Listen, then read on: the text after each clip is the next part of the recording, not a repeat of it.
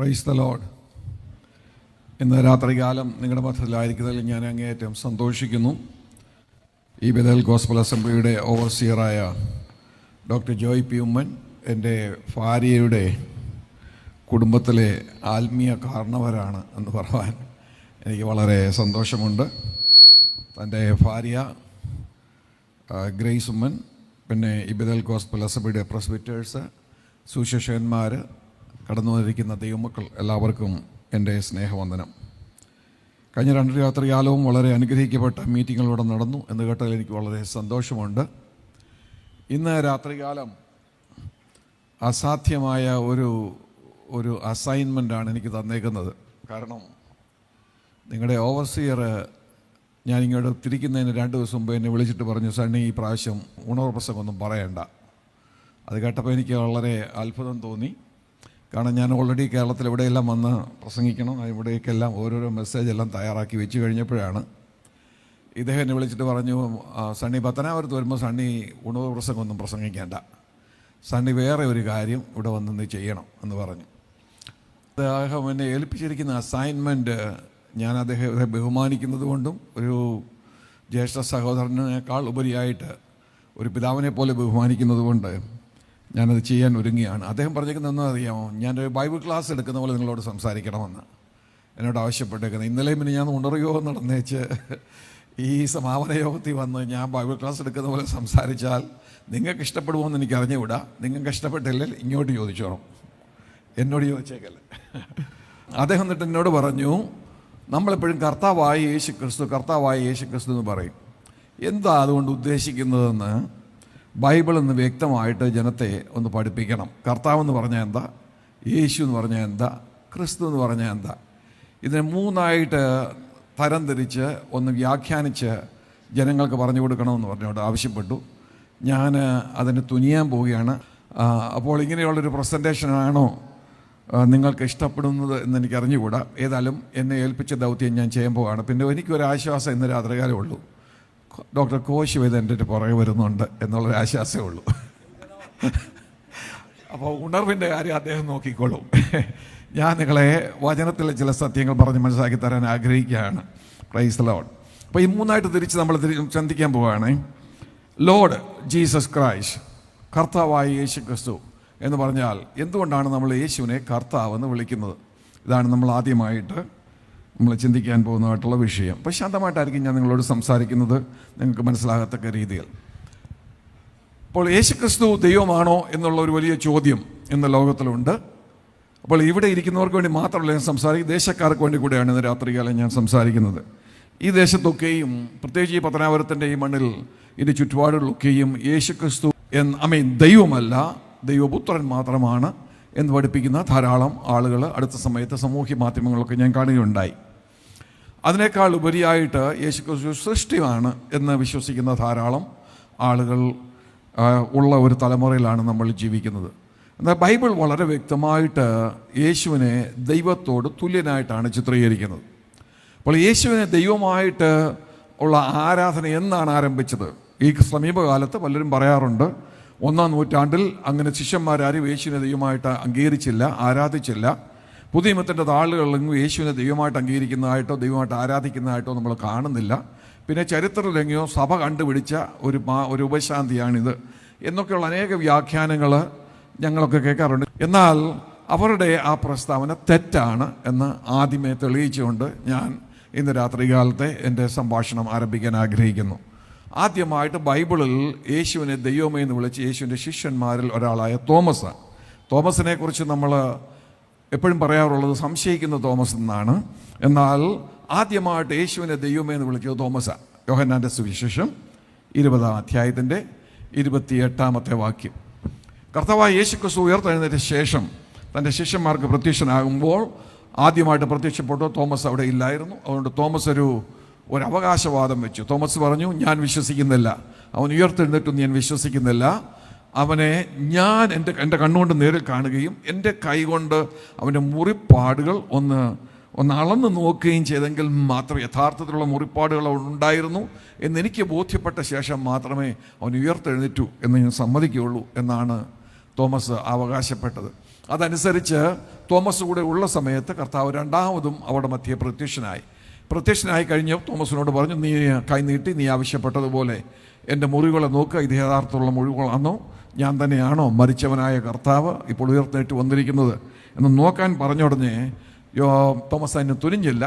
കർത്താവിനെ കണ്ടു കഴിഞ്ഞപ്പോൾ, നമുക്കറിയാം ഉയർത്തെഴുന്നേറ്റപ്പെട്ട കർത്താവിനെ കണ്ടു കഴിഞ്ഞാൽ എല്ലാവരും അവന് മുമ്പിൽ നമ്രശിരസ്കരായിട്ട് മാറും.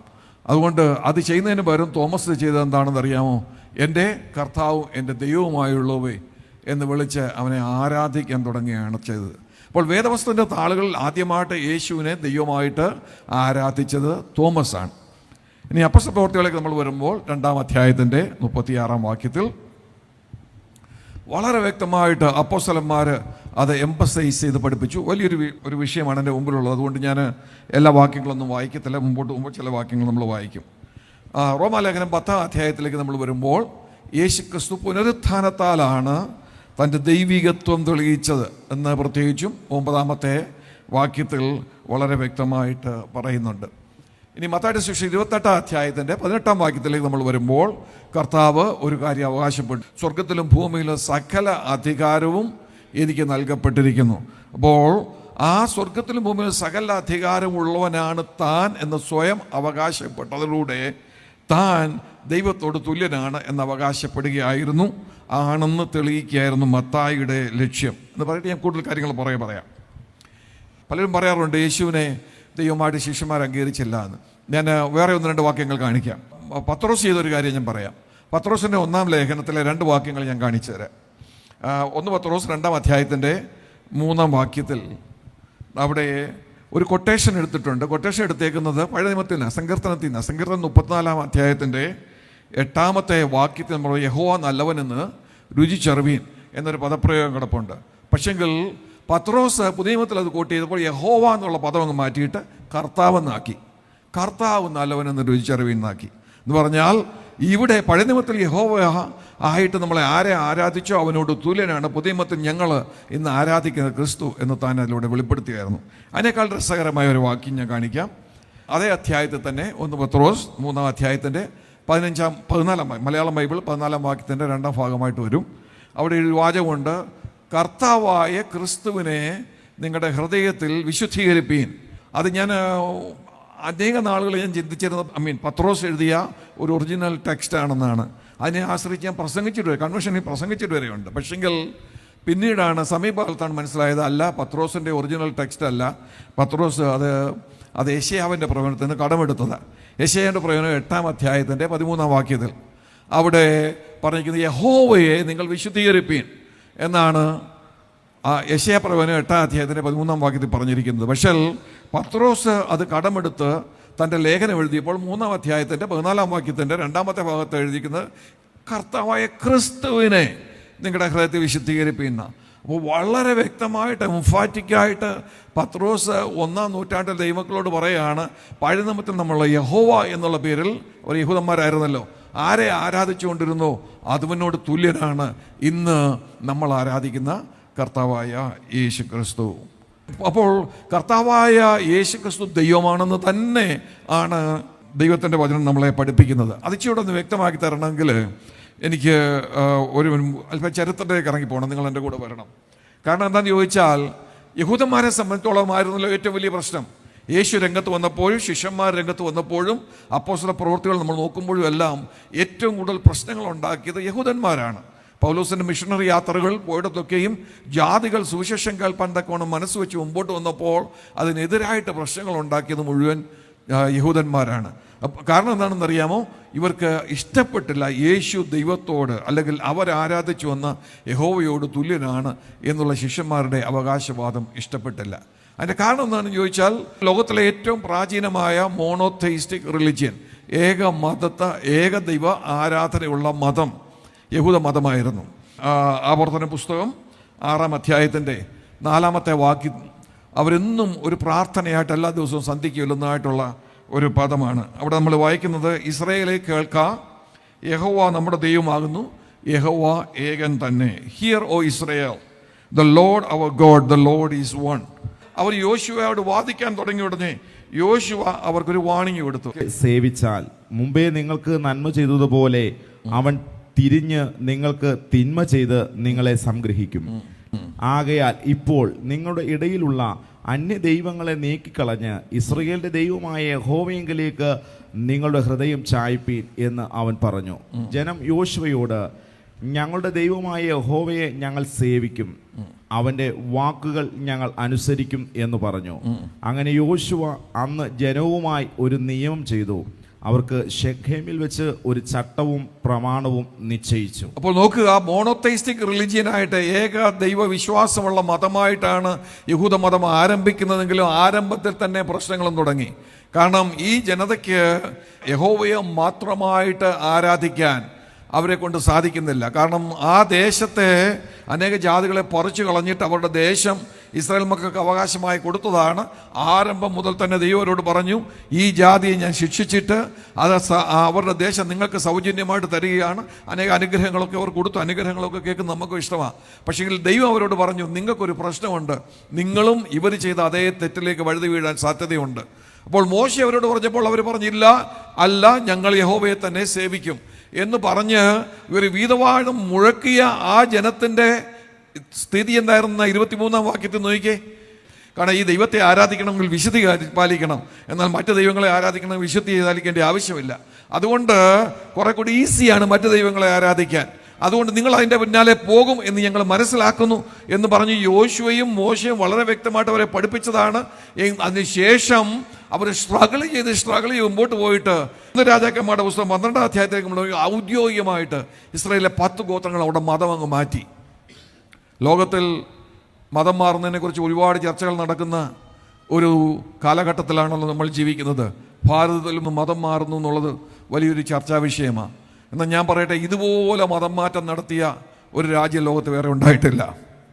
കാരണം ഒരു രാജാവ് ഒരൊറ്റ പ്രഖ്യാപനം കൊണ്ട് ഒരു രാജ്യത്തിൻ്റെ മൊത്തം മതം മാറ്റിയിട്ട് പറഞ്ഞു, ഇന്നു മുതൽ നിങ്ങൾ ആരും യെരുശലേമിലേക്ക് പോകാൻ പാടില്ല. സത്യദൈവത്തിൻ്റെ ദേവാലയം യെരുശലേമിലുണ്ട്, അവിടെ പോയി നിങ്ങൾ ആരാധിക്കാൻ പോയാൽ പൊളിറ്റിക്കലി എനിക്ക് നഷ്ടമുണ്ടാകും. കാരണം എന്താണെന്നറിയാമോ, നിങ്ങളുടെ ഹൃദയം അവിടുത്തെ രാജാവിനോട് ചേർന്ന് പോകാൻ സാധ്യതയുണ്ട്.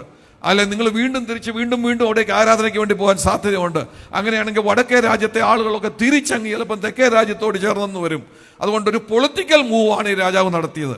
പൊളിറ്റിക്കൽ പ്രോഫിറ്റിന് വേണ്ടി താൻ ഒറ്റ ദിവസം കൊണ്ട് രാജ്യത്തിൻ്റെ മതം മാറ്റിയിട്ട് താൻ ഔദ്യോഗികമായിട്ട് പ്രഖ്യാപിച്ചു, ഇന്ന് മുതൽ വടക്കേ രാജ്യത്ത് യഹോവയുടെ ആരാധനയില്ല. ഇസ്രായേലിൻ്റെ 10 ഗോത്രങ്ങൾ, നമ്മൾ ഇസ്രായേലിയരാണ്, പക്ഷേ ഈ 10 ഗോത്രങ്ങളിലും യഹോവയോടൊക്കെയുള്ള ആരാധനയില്ല. അതിന് പകരമായിട്ട് നമ്മൾ ആരെയാണ് ആരാധിക്കാൻ പോകുന്നത്? 2 കാളക്കുട്ടികളെ ആരാധിക്കാൻ പോവുക. 2 ഞാൻ പ്രതിഷ്ഠിക്കുന്ന 2 കാളക്കുട്ടി. പക്ഷെ കാളക്കുട്ടിയെ മാത്രമേ അല്ല, ശ്രദ്ധിക്കണം, അത് മാത്രം വെക്കുകയല്ല അവൻ ചെയ്തത്. ഇസ്രായേലിൽ എന്തെല്ലാം ഉണ്ടായിരുന്നു, സത്യദൈവ ആരാധനയ്ക്ക് എന്തെല്ലാം ഉണ്ടായിരുന്നു, അതിൻ്റെ മുഴുവൻ ഡ്യൂപ്ലിക്കേറ്റ് ഉണ്ടാക്കി. ഇവിടെ ഉത്സവങ്ങളുള്ളതുപോലെ ഇവിടെയും ഉത്സവങ്ങളുണ്ട്, ഇവിടെ യാഗങ്ങളുള്ളതുപോലെ ഇവിടെയും യാഗങ്ങളുണ്ട്, ഇവിടെ ചട്ടങ്ങളുള്ളതുപോലെ ഇവിടെയും ചട്ടങ്ങളുണ്ട്. അപ്പോൾ പുറപ്പാട് പുസ്തകത്തിൽ, ലേവ്യ പുസ്തകത്തിലുമായിട്ട് നമ്മൾ കാണുന്ന സത്യദൈവ ആരാധനയുടെ ഭാഗമായിട്ട് ദൈവം എന്തെല്ലാം ഇസ്രായേലിന് നൽകിയോ അതിൻ്റെ മുഴുവൻ ഡ്യൂപ്ലിക്കേറ്റ് യെരൊബെയാം ഉണ്ടാക്കി വടക്കേ ജാതിക്ക് കൊടുത്തു. കാരണം they should not miss anything. അവർ പറയല്ല, അവരാരാധിക്കാൻ വരുമ്പോൾ പറയല്ല, അയ്യോ കഴിഞ്ഞ നാളുകളിൽ ഞങ്ങൾ യഹോവയെ ആരാധിച്ചുകൊണ്ടിരുന്നപ്പോൾ ഇന്നതൊക്കെ ഉണ്ടായിരുന്നു, അതൊന്നും ഇവിടെ ഇല്ലല്ലോ എന്ന് പറയല്ല. അതിനുവേണ്ടി സകലതിൻ്റെയും ഡ്യൂപ്ലിക്കേറ്റ് ഉണ്ടാക്കി കൊടുത്തു. എന്തിനു വേണ്ടിയാണ്? പൊളിറ്റിക്കൽ മൂവിന് വേണ്ടിയാണ്. പക്ഷേ അതുകൊണ്ട് എന്ത് ചെയ്തു? ആ 10 ജാതിയും ആ 10 ഗോത്രങ്ങളും ദൈവത്തിൽ നിന്ന് അകന്നുപോയി. പക്ഷെ ദൈവം അവരെ പെട്ടെന്ന് കൈവിട്ടില്ല. നമുക്കറിയാം, തെക്കേ രാജ്യത്തെ അയച്ചതിനേക്കാൾ കൂടുതൽ പ്രവാചകന്മാരെ ദൈവം അയച്ചത് വടക്കേ രാജ്യത്തേക്കാണ്. ഏലിയാവിൻ്റെ ശുശ്രൂഷ, എലീശയുടെ ശുശ്രൂഷ എല്ലാം നടന്നത് വടക്കേ രാജ്യത്താണ്. ഇവരെ സത്യദൈവത്തിലേക്ക് മടക്കിക്കൊണ്ടുവരാനാണ് ദൈവത്തിൻ്റെ ആഗ്രഹം. പക്ഷെങ്കിൽ ഇവർക്ക് അതിന് മനസ്സില്ല. അഥവാ ഒന്ന് വന്നെങ്കിൽ തന്നെ അല്പനേരത്തേക്ക് ഒന്ന് വന്നിട്ട് അവർ അതിലേക്ക് വീണ്ടും മടങ്ങിപ്പോയി. അങ്ങനെ വന്ന് നമുക്കറിയാമല്ലോ, BC 721 അശൂർ രാജാവിനെ ദൈവം അവിടേക്ക് അയച്ചു. ആ ജാതിയെ സമ്പൂർണ്ണമായിട്ട് ദേശം ഒന്ന് പറിച്ചു മാറ്റിക്കളഞ്ഞു. അപ്പോൾ നമ്മൾ മലയാളം ബൈബിൾ വായിക്കുമ്പോൾ അശൂറിൻ്റെ പടയാളികൾ വന്നു എന്നാണ്. വാസ്തവത്തിൽ അശൂർ എന്നല്ലായിരുന്നു രാജ്യത്തിൻ്റെ പേര്, അസീറിയ എന്നായിരുന്നു. അശൂർ എന്ന് പറയുന്നത് അവരുടെ ഏറ്റവും പ്രധാനപ്പെട്ട ദേവനാണ്. അവർക്കൊരു പാൻറ്റിയോൺ എന്ന് പറഞ്ഞാൽ അനേക ദൈവങ്ങളുള്ള ഒരു സിസ്റ്റം ഉണ്ടായിരുന്നു. അവരുടെ ആ മത ദൈവങ്ങളുടെ കൂട്ടത്തിലെ ഏറ്റവും പ്രധാനപ്പെട്ട ദേവനാണ് അശൂർ. എന്നാൽ ബൈബിൾ എഴുതിയപ്പോൾ ബൈബിൾ വളരെ വ്യക്തമായിട്ട് എഴുതിയിരിക്കുകയാണ്, അസീറിയൻസ് വന്നെന്നല്ല, ഇംഗ്ലീഷിൽ അങ്ങനെയാണ് എഴുതിയിരിക്കുന്നത്. പക്ഷെ മലയാളം ബൈബിളിൽ വളരെ വ്യക്തമായിട്ട് എഴുതിയിരിക്കുന്നത് അശൂരിന്റെ പടയാളികൾ വന്നു വടക്കേ രാജ്യത്തെ കീഴടക്കി എന്നാണ്. എന്താണെന്നറിയാമോ? നീ സത്യദൈവത്തെ വിട്ടുകളഞ്ഞേച്ച് കൺവീനിയൻസ് നോക്കി വിശുദ്ധ ജീവിതം നയിക്കേണ്ട ആവശ്യമില്ലല്ലോ എന്ന് കരുതി മറ്റ് ദൈവങ്ങളെ ആരാധിക്കാൻ പോയാൽ ഒരു കാര്യം ഇന്ന് രാത്രികാലം ഓർത്തുകൊള്ളണം. കർത്താവായ യേശു ക്രിസ്തു വളരെ വ്യക്തമായിട്ട് നമ്മളോട് പറഞ്ഞു, കള്ളൻ വരുന്നത് അറക്കുവാനും തുറക്കുവാനും മോഷ്ടിപ്പാനും മാത്രമാണ്. ഇന്ന് രാത്രികാലം ഒരു ദൂത് എനിക്ക് നിങ്ങളോട് പറയാനുണ്ടെങ്കിൽ, ഇതിന്റെ അത്യധി പറയാനുണ്ടെങ്കിൽ അത് ഇതാണ്: സാത്താൻ ആരുടെയും സുഹൃത്തല്ല. സാത്താൻ ആരുടെയും സുഹൃത്തല്ല. സാത്താന്റെ സൗഹൃദം തേടി പോയ, അറിഞ്ഞുകൊണ്ട് തേടിപ്പോയ പല കുടുംബങ്ങൾ കേരളത്തിന്റെ മണ്ണിൽ ഉണ്ടായിരുന്നു. അവരോടൊക്കെ ഒന്ന് ചോദിച്ചു നോക്ക്.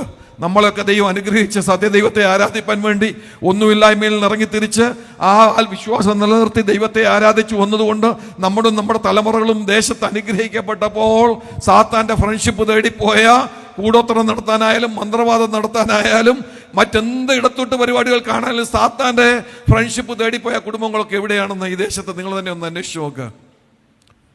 അവ കുടുംബങ്ങളെല്ലാം നശിപ്പിച്ചിട്ടേ സാത്താൻ പോവുകയുള്ളൂ. കാരണം സാത്താൻ ആരുടെയും സുഹൃത്തല്ല. Price the Lord.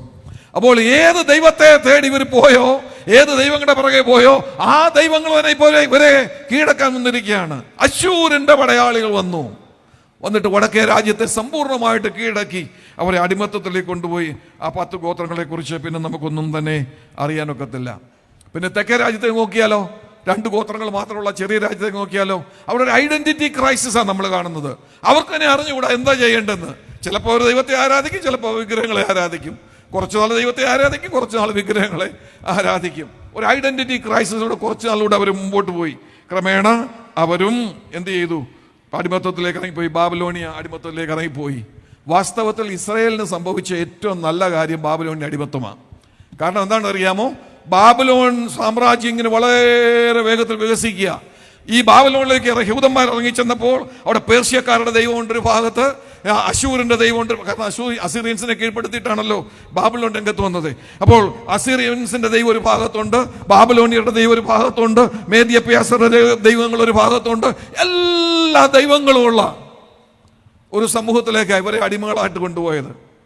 അവിടെ ചെന്നപ്പോഴാ വാസ്തവം പറഞ്ഞാൽ ഈ യഥാർത്ഥ ദൈവം എന്താണെന്നുള്ളത് ഒരു ചിത്രം ഇവരുടെ മനസ്സിൽ കെട്ടിയത്. ഇതിനെയൊക്കെ പുറകെയാണല്ലോ ഞങ്ങൾ പോയത്. ഞങ്ങളെ സത്യദൈവത്തെ മറന്നു കളഞ്ഞിട്ട്, ഞങ്ങളെ സ്നേഹിച്ച്, ഞങ്ങളെ അടിമത്തത്തിൽ നിന്ന് വിടിച്ചു കൊണ്ടുവന്ന, പാലും തേനും ഒഴുകുന്ന ദേശം ഞങ്ങൾക്ക് അവകാശമായി തന്ന ഞങ്ങളുടെ ദൈവത്തെ, ഞങ്ങളെ സ്നേഹിക്കുന്ന ദൈവത്തെ, തലമുറകളായി ഞങ്ങളെ അനുഗ്രഹിക്കാമെന്ന് പറഞ്ഞ ദൈവത്തെ വിട്ടിട്ട് ഇതിന്റെ എല്ലാം പുറകെയാണല്ലോ ഞങ്ങൾ പോയെന്ന് അവിടെ ചെന്നപ്പോഴാണ് അവിടെ കണ്ണു തുറന്നത്.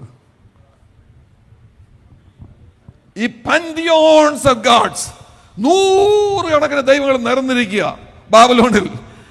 ചന്തയിലോട്ട് എന്നാൽ ഇഷ്ടം പോലെ ദൈവങ്ങളെ, ഏതെല്ലാം ദൈവങ്ങളെ വേണം അത് മുഴുവൻ അവിടെ ഉണ്ട്. അപ്പോഴാണ് വാസ്തവത്തിൽ ഇവർ മനസ്സിലായത് ഞങ്ങളൊരു പ്രത്യേക ജാതിയാണെന്ന്. ദൈവം പറഞ്ഞതിനൊരു ഉദ്ദേശം ഉണ്ടായിരുന്നല്ലോ. ഹല്ലേലൂയ. ലോകമെങ്ങും കൂടിയിരിക്കുന്ന മാനവജാതിയിൽ നിന്ന് തന്നെ സേവിപ്പാൻ തക്കോണം താൻ തെരഞ്ഞെടുത്ത ഒരു പ്രത്യേക ജാതിയായിരുന്നല്ലോ ഞങ്ങൾ.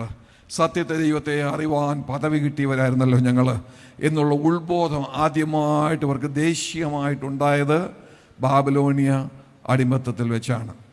അവിടെ സംഭവിച്ചതാണെന്ന് അറിയാമോ? ബാബിലോണിയ അടിമത്തത്തിൽ തിരിച്ചു വന്നപ്പോൾ ശേഷം ഇവർ പിന്നെ ഒരു ദൈവങ്ങളുടെയും പുറകെ പോയില്ല. സത്യദൈവത്തെ അന്വേഷിക്കാൻ തക്കോണം ഒരു മനസ്സ് വെച്ച് മടങ്ങി വന്നവരെ നമുക്കറിയാം. യെരൂശലേം ദേവാലയം പുതുക്കി പണിതു, ഒരു സത്യദൈവ ആരാധന ആരംഭിച്ചു. അത് കഴിഞ്ഞ് പക്ഷേ പൊളിറ്റിക്കൽ ഒരു ടെർമോയിൽ നടക്കുന്ന കാലമാണ്. ബാബിലോൺ സാമ്രാജ്യം പോയി, പേർഷ്യൻ സാമ്രാജ്യം വന്നു, പേർഷ്യൻ സാമ്രാജ്യം പോയി, ഗ്രീക്ക് സാമ്രാജ്യം വന്നു, ഗ്രീക്ക് സാമ്രാജ്യം പോയി, റോമൻ സാമ്രാജ്യം വന്നു. അങ്ങനെ ഒരു പൊളിറ്റിക്കൽ ടെർമോയിൽ നടക്കുന്ന ഒരു കാലഘട്ടമായിരുന്നതുകൊണ്ട് ഇതിന്റെ നടുവിൽ ഇവർ സത്യദൈവത്തെ ആരാധിക്കുന്നുണ്ട്. പക്ഷേ മടങ്ങി വന്നവരൊരു ചെറിയ മൈനോറിറ്റിയാ, ഒരു ഇൻസിഗ്നിഫിക്കന്റ് മൈനോറിറ്റിയാ. പാലസ്തീനിൽ പണ്ടവർക്കുണ്ടായിരുന്ന പ്രതാപമൊന്നും ഇന്നില്ല. ദൈവം അവരെ മിസ്രൈമിൽ നിന്ന് കൊണ്ടൊന്ന് പറിച്ചു നട്ടപ്പോൾ അവർക്കുണ്ടായിരുന്ന പ്രതാപമൊന്നും അവർക്കില്ല. ആ പഴയ ഒരു കൊച്ചുകൂട്ടമാണ്, കഷ്ടപ്പെട്ട് ജീവിക്കുന്ന ഒരു കൊച്ചുകൂട്ടം. കാരണം കൈമാറുക, യജമാനന്മാരെ കൈമാറുക. ബാബിലോണിൽ നിന്ന് ഇവർ പേർഷ്യൻസിന്റെ അണ്ടറിലായി, പേർഷ്യൻസിന്റെ നിന്നും ഇവർ ഗ്രീക്കുകാരുടെ അണ്ടറിലായി. ഇങ്ങനെ യജമാനന്മാരെ കൈമാറുന്ന ഒരു അനുഭവം. അപ്പോൾ സ്ട്രഗിൾ ചെയ്യുക. പക്ഷെ അതിനിടയ്ക്ക് ഇങ്ങനെ ഇവർ പിടിച്ചു നിൽക്കുന്നുണ്ട്. പക്ഷെ ആ കാലഘട്ടം നമ്മൾ പഠിക്കുമ്പോൾ നമ്മൾ കാണുന്നത് എന്താ അറിയാമോ? ഇവർ യഥാർത്ഥത്തിൽ സത്യദൈവ വിശ്വാസികളുടെ അന്നാണ് മോണോതെയിസ്റ്റിക് റിലിജിയനായിട്ട് അന്നാണ് വാസ്തവത്തിൽ മാറിയത്, അല്ലെങ്കിൽ മോണോതെയിസ്റ്റിക് കമ്മ്യൂണിറ്റി ആയിട്ട് അന്നാണ് ഇവർ മാറിയത്. യോഹന്നാൻ്റെ സുവിശേഷത്തിലുണ്ട്. പിന്നെ മൂന്നാമതായിട്ട് യേശുക്രിസ്തുവിൻ്റെ 7 അയാം സ്റ്റേറ്റ്മെൻറ്റ്സും യോഹന്നാൻ്റെ സുവിശേഷത്തിലുണ്ട്. ഈ മൂന്നും കൂടെ ചേരുന്ന ഒരു ട്രിപ്പിളറ്റായ യോഹന്നാൻ്റെ സുവിശേഷം. അത്രയേ ഉള്ളൂ യോഹന്നാൻ്റെ സുവിശേഷം ആകപ്പാടെ. എന്തുകൊണ്ടാണ് യോഹന്നാൻ അങ്ങനെ ഈ യേശുവിനെ അവതരിപ്പിച്ചതെന്ന് അതിൻ്റെ ഒടുവിൽ യോഹന്നാൻ വളരെ വ്യക്തമായിട്ട് നമ്മളോട് പറയുന്നുണ്ട്. യേശുക്രിസ്തു ദൈവോത്തരനാണെന്ന് നിങ്ങൾ അറിയണം. അതിനുവേണ്ടിയാണ് ഞാൻ അറിഞ്ഞുകൊണ്ട് ഈ ശൈലിയിൽ ഈ പുസ്തകം എഴുതി. അയാം അയാം അയാം അയാം 7 പ്രാവശ്യം യേശുക്രിസ്തു പറഞ്ഞപ്പോൾ അയാം ദാറ്റ് അയാം, ഞാനാകുന്നവൻ ഞാനാകുന്നു എന്നാണ്. അപ്പോൾ അവർക്ക് വളരെ വ്യക്തമായിട്ട് അറിയായിരുന്നു അയാം, പ്രത്യേകിച്ചും IAM ക്യാപിറ്റൽ ലെറ്ററിലാണ് എഴുതിയിരിക്കുന്നെങ്കിൽ അങ്ങനെ അവകാശപ്പെടാൻ യോഗ്യനായിട്ട്, ആ ടൈറ്റിലിന് യോഗ്യനായിട്ട് ഒരൊറ്റ ആളെ പ്രപഞ്ചത്തിലുള്ളൂ, അത് ഞങ്ങൾ സേവിക്കുന്ന യഹോവയായ ദൈവമാണ്. അപ്പോൾ യോഹന്നാന്റെ സുവിശേഷത്തിൽ യേശുക്രിസ്തു കടന്നു വന്ന് അയാം അയാം അയാം എന്ന് പറഞ്ഞ് 7 പ്രാവശ്യത്തെ എടുത്തെടുത്ത് പറഞ്ഞപ്പോൾ യഹൂദന് നന്നായിട്ട് മനസ്സിലായി യേശു എന്താ പറയുന്നെന്ന്. ഞാൻ നേരത്തെ പറഞ്ഞ് മറക്കല്ല്, അവിടെ മോണോതെയിസ്റ്റിക് ഫെയ്ത്ത്, അവരുടെ ഏകദൈവ വിശ്വാസം ഇങ്ങനെ വർദ്ധിച്ച് വന്ന് അതിൻ്റെ പരമോന്നതിൽ നിൽക്കുമ്പോഴാണ് യേശു ഇങ്ങോട്ട് വന്ന് പറയാം I'm I'm equal to this God that you are serving. I'm equal to Jehovah, ഞാൻ എൻ്റെ പിതാവും ഒന്നാകുന്നു. Praise the Lord. യോഹന്നാൻ 14 അധ്യായത്തിൻ്റെ 1 മുതൽ 7 വരെയുള്ള വാക്യങ്ങളിൽ നമുക്കറിയാമല്ലോ, അവൻ വിളിച്ചു പറഞ്ഞു, പിതാവിൻ്റെ അരികിലേക്ക് പോകാനുള്ള ഏക വഴി ഞാൻ മാത്രമാണ്, എന്നിലൂടെ എല്ലാവരും ആരും പിതാവിൻ്റെ അരികിൽ എത്തുകയില്ല. Price the Lord. ഇനി അതിൻ്റെ 5-ാം അധ്യായത്തിൻ്റെ 17ഉം 18ഉം വാക്യങ്ങളിൽ നോക്കിക്കേ, അതൊന്നും മലയാളം, അത് മാത്രം ഒന്ന് മലയാളത്തിൽ വായിക്കണേ. യേശു അവനോട്, എന്റെ പിതാവ് ഇന്നുവരെയും പ്രവർത്തിക്കുന്നു, ഞാനും പ്രവർത്തിക്കുന്നു എന്ന് ഉത്തരം പറഞ്ഞു. അങ്ങനെ അവൻ ശബ്ബത്തിനെ ലംഘിച്ചത് കൊണ്ട് മാത്രമല്ല, ദൈവം സ്വന്തം പിതാവ് എന്ന് പറഞ്ഞ് തന്നെത്താൻ ദൈവത്തോട് സമമാക്കിയത് കൊണ്ട് യഹൂദന്മാർ അവനെ കൊല്ലുവാൻ അധികമായി ശ്രമിച്ചു. ഇന്ന് നമ്മളത് വായിക്കുമ്പോൾ നമ്മളെ അതങ്ങോട്ട് ഹിറ്റ് ചെയ്യത്തില്ല, കാരണം നമുക്കതൊരു പ്രശ്നമല്ല. എന്നാൽ ക്ഷേമ പ്രയർ കേൾക്ക, ഇസ്രായേലെ കേൾക്ക, നിന്റെ ദൈവമായ യഹോവ ഏകനാകുന്നു. എല്ലാ സന്ധ്യയ്ക്കും പ്രാർത്ഥിക്കുന്ന യഹൂദ ജാതിയുടെ മുമ്പിൽ വന്നിട്ട് യേശു തന്നെത്താൻ ഈ ദൈവത്തോട് സമനാക്കി എന്ന് പറഞ്ഞാൽ അതൊരു കൊച്ചു വിഷയമൊന്നുമല്ല യഹൂദനെ സംബന്ധിച്ചോളം. അതുകൊണ്ട് അവിടെ നമ്മൾ വായിക്കുന്നത് എന്താണ്? അവന് ശബത്തിൽ ലംഘിച്ചുകൊണ്ട് മാത്രമല്ല, പിതാവായ ദൈവത്തോട് തന്നെത്താൻ സമനാക്കിയതുകൊണ്ട് എന്ത് ചെയ്യുന്ന എഴുതിക്കുന്നത് നോക്കി, അവനെ കൊല്ലുവാൻ അവർ ശ്രമിച്ചു എന്നാണ് നമ്മൾ വായിക്കുന്നത്. അപ്പോൾ യേശുക്രിസ്തു ദൈവമാണെന്ന് അവകാശപ്പെട്ടില്ല എന്ന് ആരെങ്കിലും വാദിക്കുന്നുണ്ടെങ്കിൽ അവരോട് പറയണം, യോഹന്നാന്റെ സുവിശേഷം ഒന്നുകൂടെ ശ്രദ്ധിച്ച് വായിച്ചു നോക്കാൻ തക്കവണ്ണം പറയണം.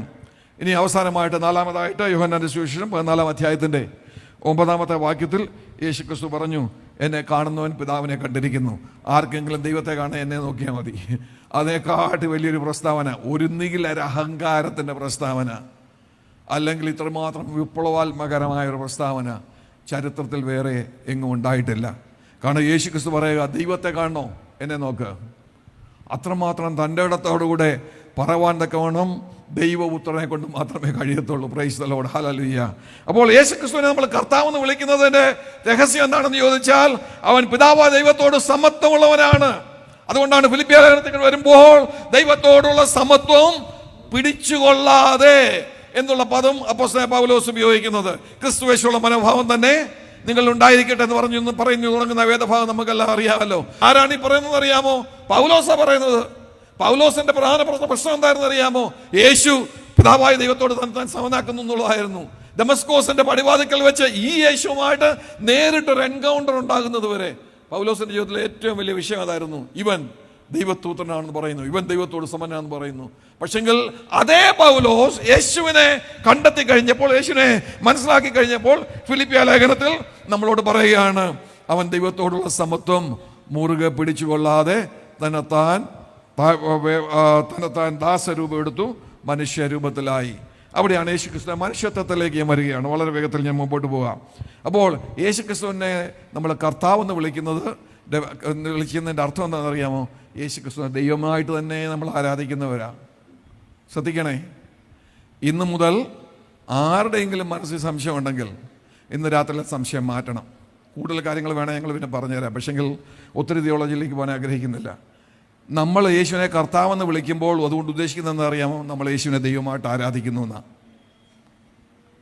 ഇന്ന് രാത്രികാലം കുഞ്ഞാടേ, നീ അറുക്കപ്പെട്ടു, നിന്റെ രക്തം കൊണ്ട് ഗോത്രത്തിലും ഭാഷയിലും വംശം എന്നുള്ളവരെ ഞങ്ങളെ നീ വിലയ്ക്ക് വാങ്ങിയെന്ന് പറഞ്ഞുകൊണ്ട് അവന് മുമ്പാകെ കവണ് വീണ് ആരാധിക്കുന്ന ഒരു ചിത്രം വെളിപ്പാട് പുസ്തകം 5-ാം അധ്യായത്തിലുണ്ട്.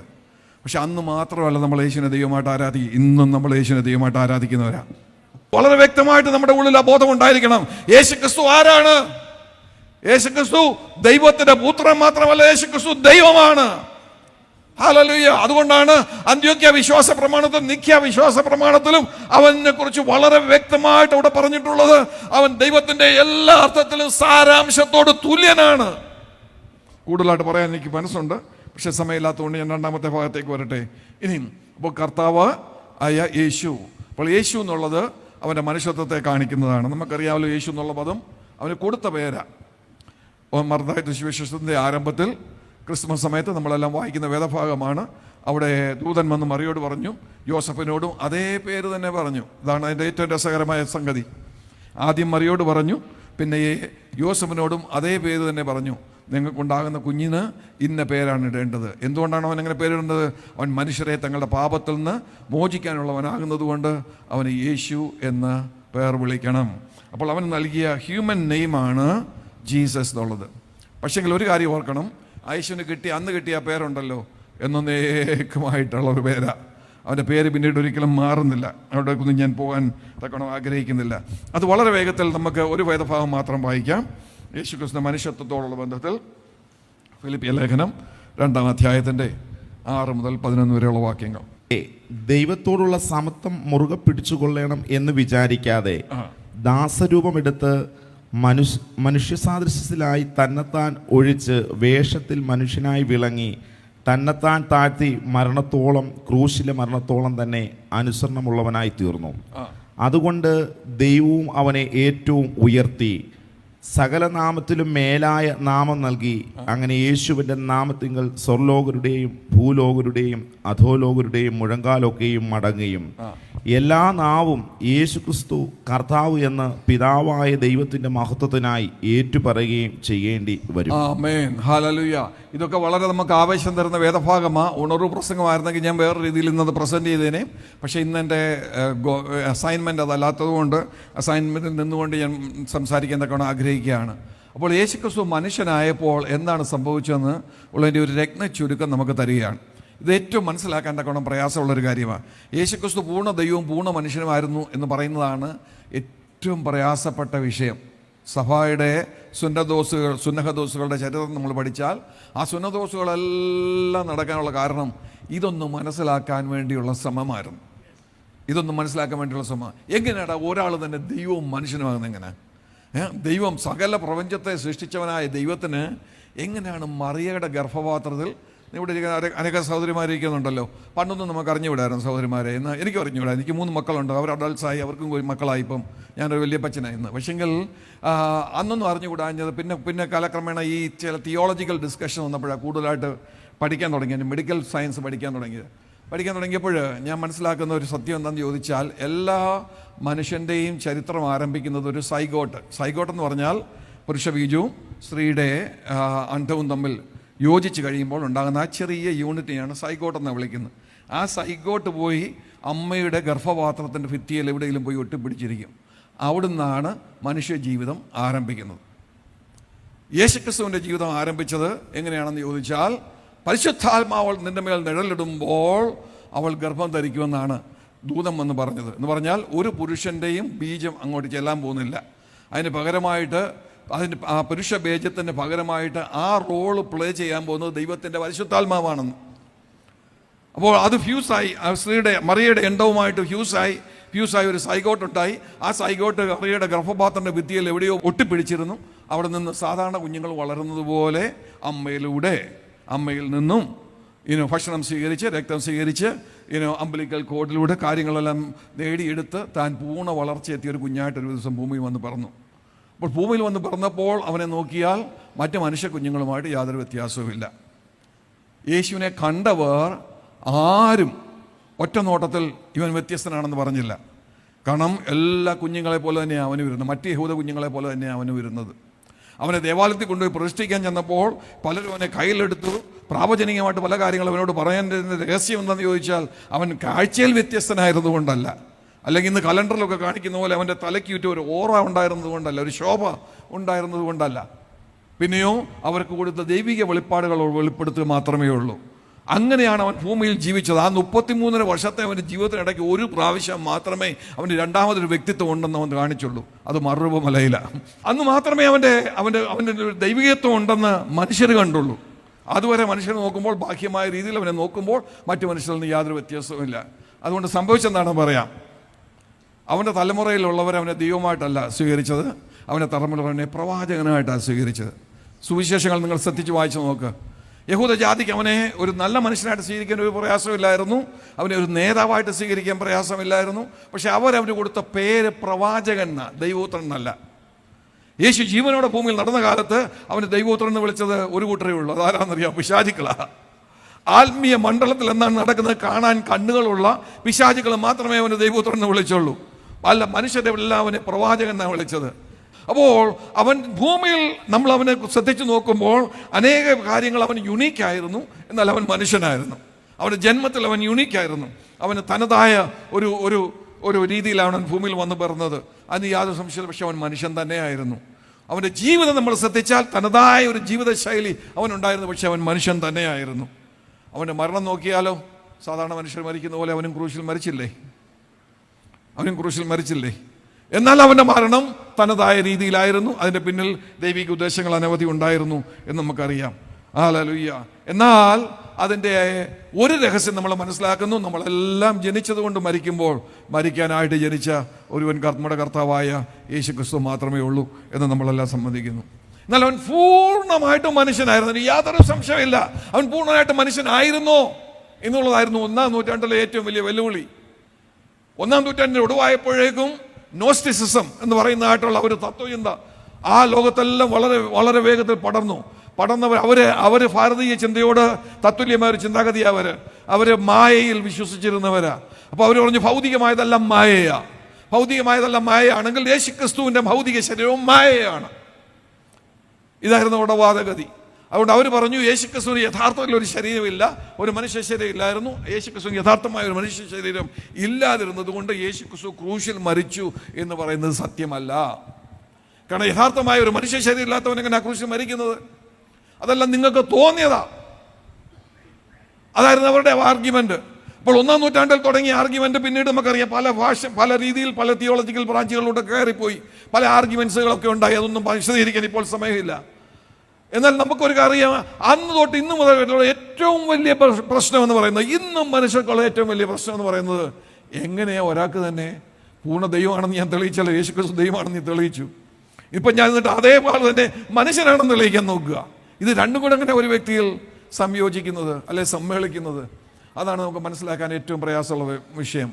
എന്നാൽ യേശുവിൻ്റെ ചരിത്രം അവൻ്റെ സ്വന്തം ശിഷ്യന്മാർ നമുക്ക് വേണ്ടി എഴുതി തന്നതാണ് സുവിശേഷങ്ങൾ എന്ന് പറയുന്നത്. ആധുനിക കാലത്തെ ലിബറൽ തിയോളജിൻസ് പറയുന്ന പോലെ യേശുക്രിസ്തു ജീവിച്ചു കഴിഞ്ഞ് 200-300 വർഷം കഴിഞ്ഞല്ല ഈ 4 സുവിശേഷങ്ങൾ എഴുതപ്പെട്ടത്. യേശുക്രിസ്തു മരിച്ച് ഒരു തലമുറയ്ക്കുള്ളിൽ ആണ് സുവിശേഷങ്ങൾ എഴുതപ്പെട്ടത്. അതുകൊണ്ട് യേശുവിനെ അറിയാവുന്നവര്, യേശുവിനെ ജീവനോട് കണ്ടവര് എഴുതി തന്നതാണ് നമുക്കുള്ള സുവിശേഷങ്ങൾ എന്ന് പറയുന്നത്.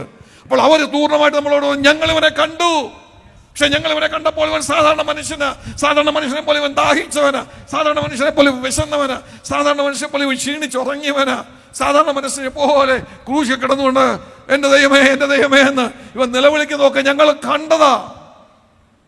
അപ്പോൾ ഇവൻ യഥാർത്ഥത്തിൽ മനുഷ്യൻ തന്നെയാ. എന്നാൽ അതേസമയം തന്നെ ഇവൻ ആരുടാ? ഇവൻ ദൈവമാ. ദൈവം മനുഷ്യരൂപത്തിൽ വന്നവനാ. അപ്പോൾ അനേക അവതാരങ്ങൾ വിശ്വസിക്കുന്ന ഒരു രാജ്യത്താണല്ലോ നമ്മൾ ഈ സുവിശേഷ പ്രസംഗം ഇന്ന് രാത്രികാലം നടത്തുന്നത്. വാസ്തവത്തിൽ അനലിറ്റിക്കലായിട്ട് നമ്മൾ പഠിച്ചാൽ ഒരു അവതാരമേ ഉള്ളൂ, ഒരേ ഒരു യഥാർത്ഥ അവതാരമേ ഉള്ളൂ ദൈവത്തിന്. അത് നമ്മൾ ഇന്ന് രാത്രികാലം ഉയർത്തി കാണിക്കുന്ന യേശുവാണ്.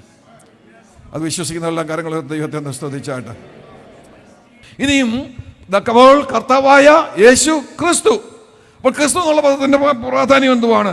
ക്രിസ്തു എന്നുള്ള പദത്തിന്റെ പ്രാധാന്യം എന്ന് പറയുന്നത് അവൻ മെസ്സിഹ ആണെന്ന് കാണിക്കുന്നതാണ്. Jesus the Messiah. അപ്പോൾ വേദപുസ്തകം നമ്മൾ പഠിക്കുമ്പോൾ ഒരു കാര്യം കൂടെ നമ്മൾ മനസ്സിലാക്കുന്നു. ദൈവത്തിൻ്റെ മനുഷ്യമായതിയെ വീണ്ടെടുക്കാൻ ഒരു പദ്ധതി ഉണ്ടായിരുന്നു. അത് ഏദൻ തോട്ടത്തിൽ ദൈവം അത് അവതരിപ്പിച്ചു. സ്ത്രീയുടെ സന്തതി വരും, അവൻ സർപ്പത്തിൻ്റെ തലയെ തകർക്കും, മാനവജാതിയെ വീണ്ടെടുക്കും. അത് ദൈവത്തിൻ്റെ സാൽവേഷൻ പ്രോസസ്സ്. അതിൻ്റെ കലണ്ടർ അത് ഒരു ഭാഗത്തോടൊരു കലണ്ടറായിട്ട് ഇങ്ങനെ മുമ്പോട്ട് പോവുക. അത് ദൈവത്തിന് വേണ്ടി ദൈവത്തെ ചെയ്ത കാര്യങ്ങളൊക്കെ വളരെ വിശദമായിട്ട് നമുക്ക് ആവശ്യത്തോടുകൂടെ പ്രസംഗിക്കാൻ കഴിയും. എന്നാൽ അതേസമയം ദൈവം പാരലായിട്ട് വേറൊരു കലണ്ടറിലൂടെ തുടങ്ങി. ആ കലണ്ടർ ആരംഭിച്ചത് ഏദൻ തോട്ടത്തിലല്ല, ആ കലണ്ടർ ആരംഭിച്ചത് അബ്രഹാമില. അബ്രഹാമിനെ ദൈവം വിളിച്ച് വേർതിരിച്ചപ്പോൾ മുതൽ ഒരു ജാതി എന്നുള്ള നിലയിൽ ഇസ്രായേൽ മക്കൾക്ക് വേണ്ടി ദൈവം എന്തെല്ലാം ചെയ്യും എന്ന് കാണിക്കുന്ന ഒരു സെക്കൻഡ് കലണ്ടർ വേദപുസ്തകത്തിൻ്റെ താളുകൾ നമ്മൾ കാണുന്നു. അത് വന്ന് അവസാനിക്കുന്നതാണ് മശിഹായുടെ യുഗം എന്ന് പറയുന്നത്. അപ്പോൾ എൻ്റെ പ്രോഫറ്റിക് കലണ്ടർ ആരംഭിച്ചത് ഉൽപ്പത്തി പുസ്തകം 12-ാം അധ്യായത്തിൽ ആണ്. ദൈവം ഇറങ്ങി വന്ന് അബ്രഹാമിനോട് സംസാരിക്കുമ്പോഴാണ്. ആ കലണ്ടറിൻ്റെ ഭാഗമായിട്ടാണ് ദൈവം പറഞ്ഞത്, നിന്നിലൂടെ കടന്നു വരുന്ന അവൻ വീണ്ടെടുപ്പുകാരൻ മാത്രമല്ല, അവൻ രാജാവുമായിരിക്കും. അത് ഉൽപ്പത്തി പുസ്തകം 15-ാം അധ്യായത്തിൽ വരുമ്പോൾ കൂടുതലായിട്ട് അത് ക്ലിയർ ആകുന്നുണ്ട്. എനിക്ക് ബൈബിൾ വായിക്കാൻ എനിക്ക് താല്പര്യമുണ്ടെങ്കിലും വായിക്കാൻ സമയമെടുക്കുന്നില്ല. ഉൽപ്പത്തി പുസ്തകം 15-ാം അധ്യായത്തിൻ്റെ 18 മുതൽ 21 വരെയുള്ള വാക്യങ്ങൾ. യഹോവ അബ്രഹാമിനോട് ഒരു നിയമം ചെയ്തു, നിന്റെ സന്തതിക്ക് ഞാൻ മിസ്രയീം നദി തുടങ്ങി ഫ്രാത്ത് നദിയായ മഹാനദി വരെയുള്ള ഈ ദേശത്തെ കേന്യർ, കെനീസ്യർ, കദ്മോന്യർ, ഹിത്യർ, പെരിസ്യർ, രഫായിബിയർ, അമോര്യർ, കനാന്യർ, ഗിർഗിർസ്യർ, യബൂസ്യർ എന്നിവരെ ദേശത്ത് തന്നെ തന്നിരിക്കുന്നു എന്ന് അരുളി ചെയ്തു. അപ്പോൾ ദൈവം അവരോട് പറയാണ്, ഭാവിയിൽ ഞാൻ നിങ്ങൾക്കൊരു രാജ്യം തരും, നിങ്ങൾ ആ രാജ്യത്ത് വസിക്കും. ആ രാജ്യത്തിൻ്റെ തെക്കേ അതിരെന്ന് പറയുന്നത് ഈജിപ്തിൽ ഉള്ള ഒരു നദിയാണ്, നൈൽ നദിയല്ല. ആ നദിയൊക്കെ നമ്മൾ പഠിച്ചു വരുമ്പോൾ മനസ്സിലാക്കുന്നത് വാഡി അൽ അറീഷ് എന്ന് പറയുന്ന വേറൊരു നദിയാണ്. ആ നദി മുതൽ വടക്കേ അതിരെന്ന് പറയുന്നത് യൂഫ്രട്ടീസ് നദിയാണ്. ഇന്ന് സിറിയയിലാണ് യൂഫ്രട്ടീസ് നദി.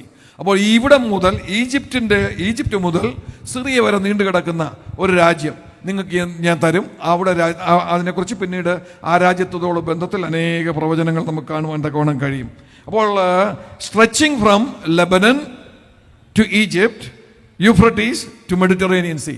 അപ്പോൾ ഇങ്ങനെ വിശാലമായ ഒരു രാജ്യമാണ് ദൈവം അവർക്ക് കൊടുക്കാമെന്ന് പറഞ്ഞത്. ആ രാജ്യം ഭരിക്കാൻ പോകുന്ന രാജാക്കന്മാരെ കുറിച്ചും ഒക്കെ ബൈബിളിൽ ധാരാളം പ്രവചനങ്ങളുണ്ട്.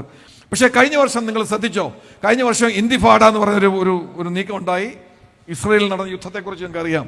അന്നേരം അതിനെതിരായിട്ട് യഹൂദന്മാർക്കെതിരായിട്ട് രംഗത്ത് വന്ന ചെറുപ്പക്കാർ, ലോക യൂണിവേഴ്സിറ്റികളിൽ പഠിക്കുന്ന ചെറുപ്പക്കാരെല്ലാം from river to the sea എന്നായിരുന്നു അവരുടെ മുദ്രാവാക്യം. From river to the sea the land will be cleansed എന്ന് പറഞ്ഞാൽ അവർ പറഞ്ഞ എന്താണെന്നറിയാമോ? ദൈവം പറഞ്ഞതിന് കംപ്ലീറ്റ് ഓപ്പോസിറ്റ് ആയിട്ട് അവർ പറഞ്ഞു. ദൈവം പറഞ്ഞു റിവർ ടു ദ സീ, ഈജിപ്തിലെ നദി മുതൽ മെഡിറ്ററേനിയൻ സീ വരെ ഉള്ളൊരു സ്ഥലമാണ് നിങ്ങൾക്ക് ഞാൻ അവകാശമായിട്ട് തരാൻ പോകുന്നു പറഞ്ഞപ്പോൾ കഴിഞ്ഞ വർഷം പലസ്തീനികൾക്ക് വേണ്ടി കീജെ വിളിക്കാൻ രംഗത്തിറങ്ങിയ ലോകത്തിലെ യൂണിവേഴ്സിറ്റികളിലെ സകല ചെറുപ്പക്കാരും പറഞ്ഞ എന്താണെന്നറിയാമോ? From river to the sea we will cleanse the land എന്ന് പറഞ്ഞ എന്താണെന്ന് അറിയാമോ? ഈ നദി മുതൽ സമുദ്രം വരെയുള്ള സകല യഹൂദനെയും ഞങ്ങൾ തുടച്ചു മാറ്റുമെന്ന്, ഭൂമിയുടെ ബോധം തുടച്ചു മാറ്റുമെന്ന്. മാറ്റാൻ അവരെ കൊണ്ട് സാധിച്ചോ? സാധിച്ചില്ല, ആരെ കൊണ്ട് സാധിക്കത്തില്ല. അപ്പോൾ ശ്രദ്ധിക്കണം, അന്ന് ഇന്ന് വരെ നടന്നിട്ടില്ല. ഏറ്റവും അധികം വിശാലമായ രാജ്യം ഇസ്രായേലിനുണ്ടായിരുന്നത് 2 രാജാക്കന്മാരുടെ കാലത്താണ്. ആദ്യമായിട്ട് അതിൻ്റെ അതിരുകളെ വിശാലമാക്കിയത് ദാവീദ.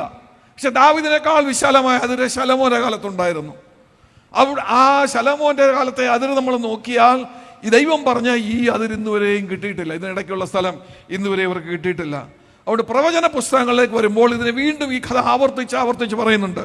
പറഞ്ഞിട്ട് 100-ലധികം വാക്യങ്ങളിൽ പഴയ നിയമത്തിൽ വളരെ വ്യക്തമായിട്ട് പറഞ്ഞിട്ടുണ്ട്, ഇത് നടക്കും, ഇത് നടക്കും, ഇത് നടക്കും, ഇത് നടക്കും, ഇത് നടക്കും.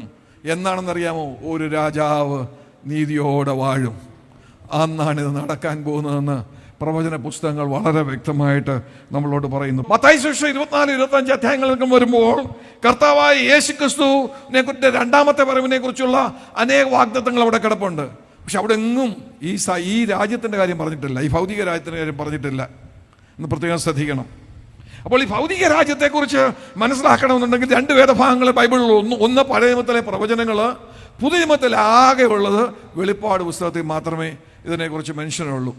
പക്ഷെങ്കിൽ വളരെ വ്യക്തമായിട്ട് മശിയയുടെ ഭരണത്തെക്കുറിച്ച് ദൈവത്തിൻ്റെ വചനം വളരെ വ്യക്തമായിട്ട് പറയുന്നുണ്ട്. 2 വാക്യങ്ങളൂടെ കാണിച്ചിട്ട് ഞാൻ പെട്ടെന്ന് ഇതിൻ്റെ അവസാനിപ്പിക്കാൻ പോവുകയാണ്. ദാനിയേൽ 2:44 വാക്യത്തിൽ ഇങ്ങനെയാണ് നമ്മൾ വായിക്കുന്നത്: ഈ രാജാക്കന്മാരുടെ കാലത്ത് സ്വർഗസ്ഥനായ ദൈവം ഒരു നാളും നശിച്ചു പോകാത്ത ഒരു രാജ്യത്തെ സ്ഥാപിക്കും. ആ രാജ്യത്വം വേറെ ഒരു ജാതിക്ക് ഏൽപ്പിക്കപ്പെടുകയില്ല. അത് ഈ രാജ്യത്വങ്ങളെയൊക്കെയും തകർത്ത് നശിപ്പിക്കുകയും എന്നേക്കും നിലനിൽക്കുകയും ചെയ്യും. ഇനി ദാനിയേലിൻ്റെ പുസ്തകത്തിൽ തന്നെ 7-ാം അധ്യായത്തിൻ്റെ 13-14 വാക്യങ്ങൾ ഇങ്ങനെയാണ് നമ്മൾ വായിക്കുന്നത്: രാത്രി ദർശനങ്ങളിൽ മനുഷ്യപുത്രനോട് സദൃശനായ ഒരുത്തൻ ആകാശമേഘങ്ങളോട് വരുന്നത് ഞാൻ കണ്ടു. അവൻ വയോധികൻ്റെ അടുക്കൽ ചെന്നു. അവൻ്റെ മുമ്പിൽ അടുത്ത് വരുമാറാക്കി. സകല വംശങ്ങളും ജാതികളും ഭാഷക്കാരും അവനെ സേവിക്കേണ്ടതിന് അവൻ ആധിപത്യവും മഹത്വവും രാജ്യത്വവും ലഭിച്ചു.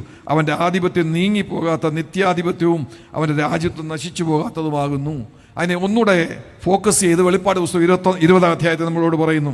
അതോടെ ഞാൻ വളരെ വേഗത്തിൽ വായിച്ച് കേൾപ്പിക്കാം. 1-ാം വാക്യം മുതൽ: അനന്തരം ഒരു ദൂതൻ അഗാധത്തിൻ്റെ താക്കോലും ഒരു വലിയ ചങ്ങലയും കയ്യിൽ പിടിച്ചുകൊണ്ട് സ്വർഗത്തിൽ നിന്ന് ഇറങ്ങുന്നത് ഞാൻ കണ്ടു. അവൻ പിശാചും സാത്താനും എന്നുള്ള പഴയ പാമ്പായ മഹാസർപ്പത്തെ പിടിച്ച് 1000 ആണ്ടേക്ക് ചങ്ങലയിട്ടു. 1000 ആണ്ട് കഴിയുവോളം ജാതികളെ വഞ്ചിക്കാതിരിപ്പാൻ അവനെ അഗാധത്തിൽ തള്ളിയിട്ട് അടച്ചുപൂട്ടുകയും മീതെ മുദ്രയിടുകയും ചെയ്തു. അതിനുശേഷം അവനെ അല്പകാലത്തേക്ക് അഴിച്ചുവിടേണ്ടതാകുന്നു. അപ്പോൾ നോക്കണം, 1000 ആണ്ട് വാഴ്ചയെക്കുറിച്ചുള്ള വ്യക്തമായ ചിത്രം നമുക്ക് പുതിയ നിയമത്തിൽ കിട്ടിയിരിക്കുന്ന വെളിപ്പാട് പുസ്തകത്തിൽ മാത്രമാണ്. പക്ഷെ അതെല്ലാം പറയുന്ന ഒറ്റ കാര്യമേ ഉള്ളൂ: പഴയ നിയമത്തിൽ ദൈവം ആരംഭിച്ച, അബ്രഹാമിൽ ആരംഭിച്ചതായിട്ടുള്ള ആ പ്രവചനീയ കലണ്ടർ യേശു ക്രിസ്തുവിലാണ് വന്ന് അവസാനിക്കാൻ പോകുന്നത്. അപ്പോൾ നോക്കണം, യേശു ക്രിസ്തു എന്തൊക്കെയാണ് സംഭവിക്കുന്നത് നോക്കുക. യേശു ക്രിസ്തു ദൈവമാണ്. ദൈവത്തോട് സദൃശനായി തന്നെത്താൻ പ്രഖ്യാപിക്കുക മാത്രമല്ല, ദൈവത്തിൻ്റെ സാരാംശത്തോട് തുല്യമായ സാരാംശമുള്ളവനായാണ് നമ്മുടെ കർത്താവായ യേശു ക്രിസ്തു.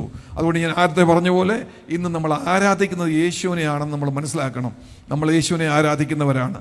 അതിലെന്തെങ്കിലും സംശയങ്ങൾ ഇന്ന് രാത്രികാലം ആ സംശയം നിങ്ങളുടെ മനസ്സിൽ നിന്ന് മാറിപ്പോകണം. അപ്പോൾ യേശു ക്രിസ്തു ദൈവമാണ്. അതുകൊണ്ടാണ് ദ ലോർഡ് എന്നുള്ള പദം പുതിയ നിയമത്തിൽ ഉപയോഗിച്ചിരിക്കുന്നത്.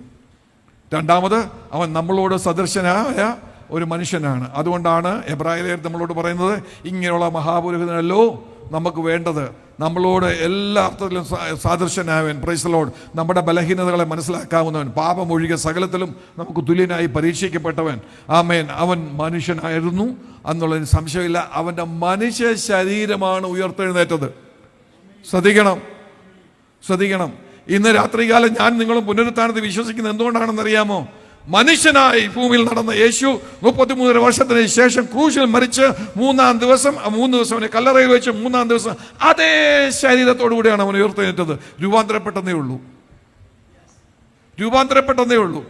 അല്ലാതെ യേശുവിന് വേറെ ആദ്യത്തെ ശരീരം അവിടെ ഇട്ടേച്ച് വേറൊരു ശരീരം കൊണ്ടല്ല യേശു സ്വർഗത്തിലേക്ക് പോയത്. പുനരുത്ഥാനത്തെങ്കിൽ അങ്ങനെയാണ് സംഭവിക്കാൻ പോകുന്നതെന്ന് പറയുന്ന ധാരാളം ആളുകളുണ്ട്. 2 കൊല്ലം മുമ്പ് പുനരുത്ഥാനം എന്നുള്ള വിഷയം വളരെ ആഴമായിട്ട് പഠിച്ചിട്ട് അതിനെക്കുറിച്ചൊരു പുസ്തകം എഴുതിയ മനുഷ്യനെ ഞാൻ. അതിവിടെ മലയാളത്തിൽ അതിൻ്റെ കോപ്പികൾ വാങ്ങിക്കാൻ കിട്ടും. അതിനെക്കുറിച്ച് ഞാൻ ആഴമായിട്ട് പഠിക്കുമ്പോൾ ഞാൻ മനസ്സിലാക്കി, അനേകരും പറയും ഈ ശരീരം അല്ല, ഈ ശരീരത്തിൽ നമുക്ക് പുതിയൊരു ശരീരം കർത്താവ് ഉണ്ടാക്കി തരികയാണ്. അടുത്ത സമയത്ത് ഒരാൾ എന്നോട് അതിനെക്കുറിച്ച് വാദിച്ചു. പക്ഷെ അങ്ങനെയല്ല യേശുവിൻ ജീവിതം സംഭവിച്ചത്. യേശുവിൻ്റെ ഏത് ശരീരം യോസഫിന്റെ കല്ലറയിൽ വെച്ചോ ആ ശരീരമാണ് ഉയർത്തെഴുന്നേറ്റത്. രൂപാന്തരപ്പെട്ടു എന്നുള്ളത് ശരിയാണ്, പക്ഷെ ആ ശരീരമാണ് ഉയർത്തെഴുന്നേറ്റത്. അതുകൊണ്ടാണ് തോമസിനോട് വെല്ലുവിളിച്ചിട്ട് യേശുവിന് പറയാൻ കഴിഞ്ഞു, വന്ന് നോക്ക്, അന്ന് ക്രൂശിന്മേക്കടിച്ച് എനിക്ക് കിട്ടിയ മുറിവുണ്ടല്ലോ, എൻ്റെ കയ്യിൽ ആണിപ്പാടുകൾ വെച്ച് എൻ്റെ പാടുണ്ടല്ലോ, അതിപ്പോഴും ഇവിടെ ഉണ്ടോ നോക്ക്. ഹല്ലേലൂയ. പുതിയൊരു ശരീരമായിരുന്നു, ഇവിടെ ആണിപ്പാടുകൾ കാണുകയില്ലായിരുന്നു. അവനെ വിലാപ്പുറത്ത് കൈയിട്ട് നോക്കാൻ തോമസിനോട് പറഞ്ഞു, ഇവിടെ നോക്കിയാൽ അവൻ്റെ കുന്തം കയറിയ വലിയ മുറിവുണ്ടല്ലോ, നിനക്ക് വേണമെങ്കിൽ അതിൻ്റെ വിരൽ അതിനകത്തോട്ട് ഇട്ട് നോക്കിക്കൊള്ളൂ എന്ന് തോമസിനെ വെല്ലുവിളിച്ച് പറയാൻ സാധിച്ചതിന്റെ കാരണം അതേ ശരീരമായിരുന്നത് കൊണ്ടാണ്. അപ്പോൾ യേശുക്രിസ്തു ദൈവമാണെന്ന് മാത്രമല്ല, യേശുക്രിസ്തു മനുഷ്യനായിരുന്നു. Price the Lord. ഹല്ലേലൂയ. എന്നാൽ അതേസമയം തന്നെ ഇനി അവൻ മടങ്ങി വരാൻ പോകുമ്പോൾ നമ്മുടെ ആത്മ മണവാളനായിട്ട് മാത്രമല്ല അവൻ മടങ്ങി വരാൻ പോകുന്നത്, ദൈവത്തിൻ്റെ വചനത്തിൽ പറഞ്ഞിരിക്കുന്ന പ്രാവചനിക കലണ്ടറിനെ സമ്പൂർണ്ണമായിട്ട് പൂർത്തീകരിക്കുന്ന മശീഹയായിട്ടാണ് അവൻ വരാൻ പോകുന്നത്. Price the Lord.